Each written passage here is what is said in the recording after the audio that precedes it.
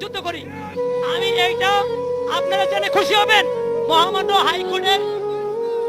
হাইকোর্টে যে writ petition দায়ের করা হয়েছে, সেই রিট পিটিশনের মধ্যে হুবহুভাবে আন্তর্জাতিক হাদিস নাম্বার 6502 এবং 6টা কোরআনের আয়াত আর শুনানির সময় আমি 69টা মাজারে ভাঙচুরের চিত্র মহামান্য হাইকোর্টে দেখিয়েছি।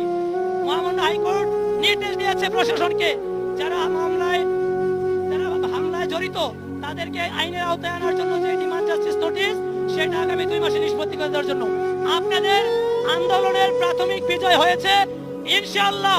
আপনারা জানেন মহামান্য হাইকোর্টের শাহ শরীফুদ্দীন চিশতির মাজার রয়েছে, পাশে আরো 2-3টি মাজার রয়েছে, বাবা গোলাপ শাহর মাজার রয়েছে, সারা দেশে লক্ষাধিক ওলিয়া উলিয়ার মাজার রয়েছে। এই দেশের নামের আগে শ্রী ছিল, সেটাকে কেটে মোহাম্মদ করছে ওলিয়া উলিয়ারা। আপনারা যারা রাসূলের শান গান, ওলিয়া উলিয়াদের শান গান অবশ্যই গাবেন, বেশি করে গাবেন, কারণ এটা এই দেশের সংস্কৃতি। ইসলাম ধর্মটাকে, পবিত্র কোরআনকে